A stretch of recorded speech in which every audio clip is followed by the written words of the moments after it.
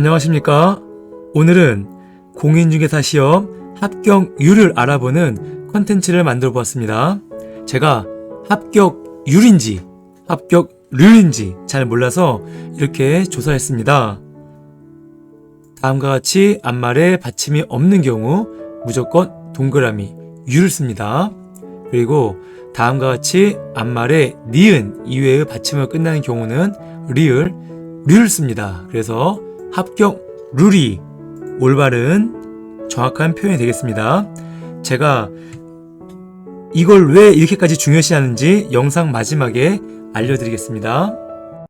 자, 그러면 공인중개사 시험의 평균 수험 기간에 대해서 알아보겠습니다.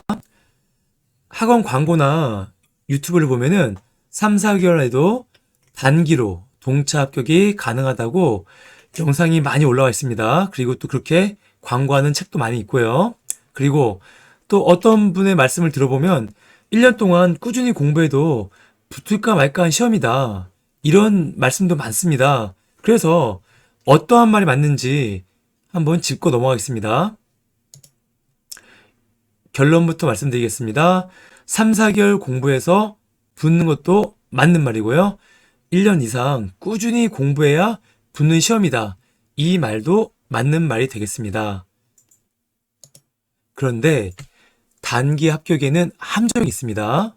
어떤 함정이 있냐면은 첫 번째로는 학원에서 홍보하기 위해서 단기 합격생들을 뽑아서 광고를 합니다. 그래야지만 이 학원이 우수한 학원이다. 잘 가르친다. 합격생이 많이 배출된다. 이렇게 광고가 되거든요. 그래서 학원 홍보 입장에서는 당연히 단기 합격생 광고하는 게 올바른 일입니다. 비슷한 광고 한 예로 이런 글이 있어요. 타사에서 2년 공부하고 옮겼더니 합격했다. 그럼 이 사람은 본래가 붙을 사람이었다는 겁니다. 왜냐? 2년 이상 공부하고 옮겼다는 거는 그만큼 내공이 쌓여 있는 거거든요. 그래서 꼭 이 학원에서 붙은 게 아니라 이미 붙을 만한 능력이 있는 분이 학원을 옮긴 겁니다.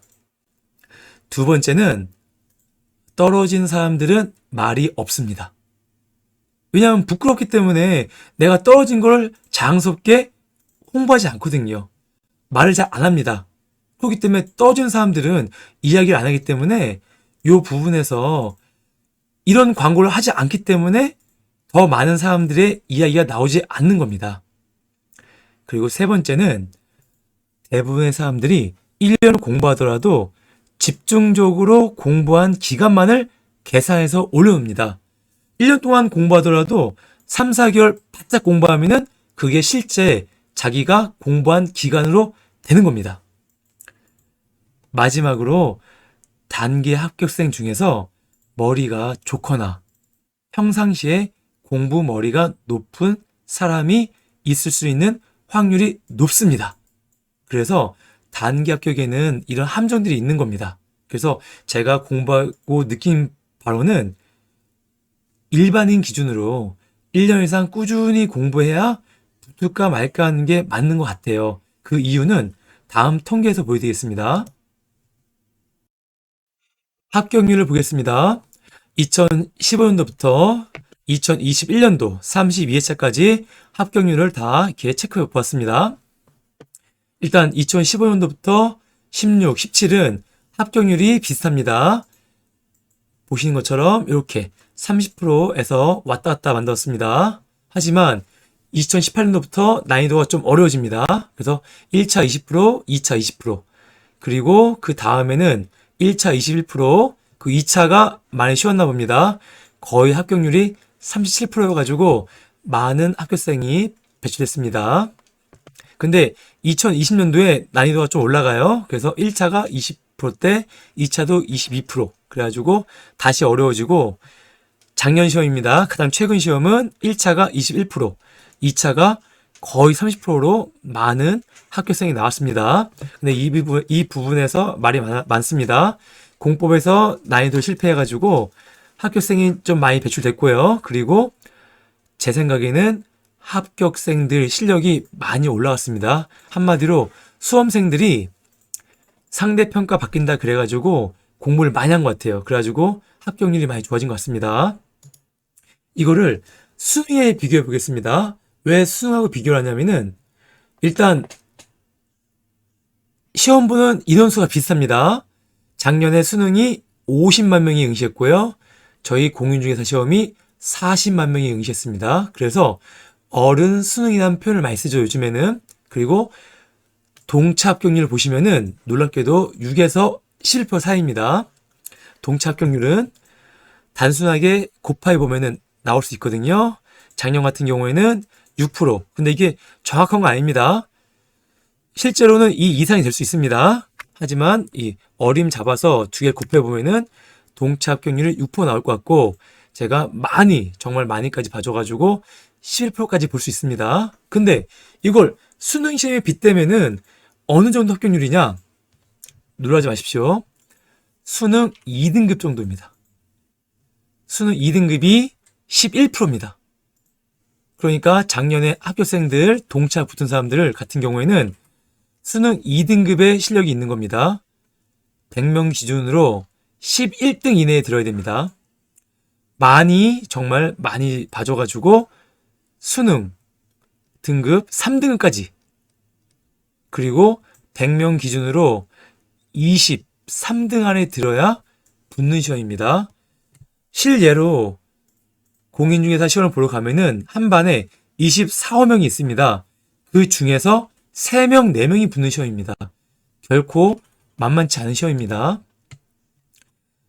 냉정하게 고등학교 때 모의고사를 보았는데 그때 내가 2등급이 나왔다. 아니면 상위 10% 성적이다. 그런 분들이 붙는 시험입니다. 대학교로 보겠습니다. 대학교를 비교해보면은 요 선입니다. 수능 1.8등급, 수능 2.4등급. 요 사이에 있는 대학. 부산대, 인하대, 숭실대, 국민대, 세종대. 요 라인입니다. 냉정하게 합격률이 수능으로 따졌을 때 인서울에 있는 이 대학교, 지방대 명문, 요 정도 가는 실력이 돼야 붙는 정도의 시험이라는 겁니다. 결코 만만치 않은 시험입니다. 어떠십니까? 보니까 이게 정말 만만치 않은 시험이라는 느낌이 확확 들죠?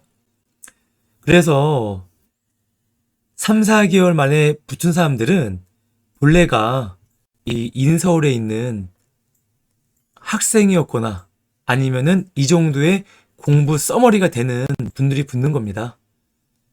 저희 같은 일반인들이 봤을 때는 1년 동안 꾸준히 해도 붙을까 말까 한다는 말이 어떻게 보면은 맞는 말이 됩니다. 이게 통계로 이렇게 나와 있으니까요.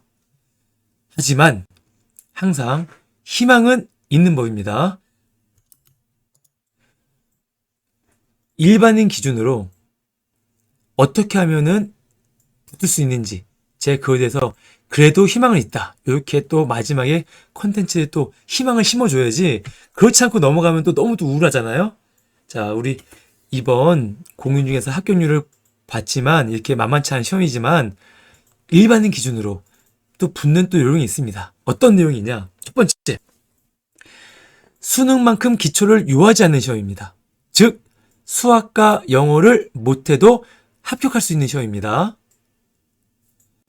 가장 어려운 수학이 제가 봤을 때는 함수 돌리는 거, 개론에서 P 이꼬로 나가는 거 있잖아요. 이렇게 그 정도면 됩니다. 플러스 마이너스 바꾸는 거.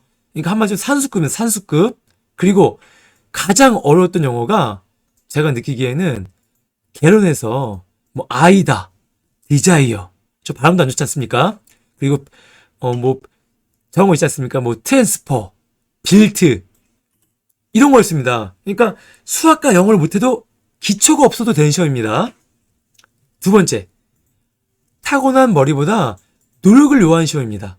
이 시험은 암기가 중요한 시험이기 때문에 꾸준하게 뭐 1년 동안, 2년 동안 이렇게 꾸준하게 외우면 되는 시험입니다. 이거는 많은 센스를 요하는 시험이 아니라 암기를 많이 해서 틀린 말을 찾는 시험입니다.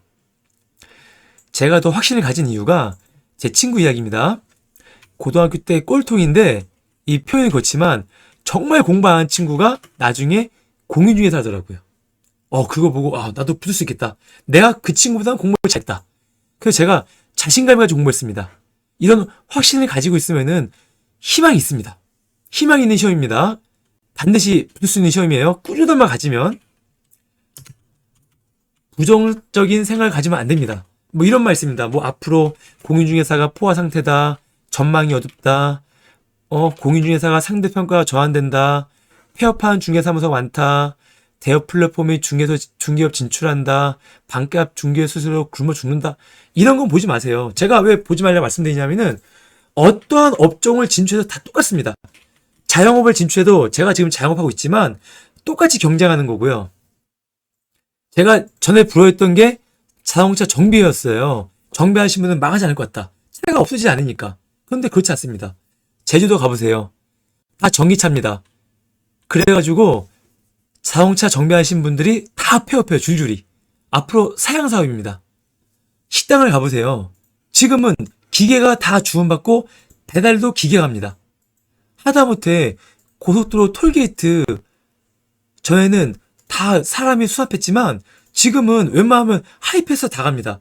이렇게 어떠한 업종이든 간에 다 변하고 거기에 따라서 될 수도 있고 안 될 수도 있고 그건 어느 업종이 다 똑같은 겁니다. 그래서 부정적인 생각 가지지 마시고 일단 붙는 것만 집중하십시오.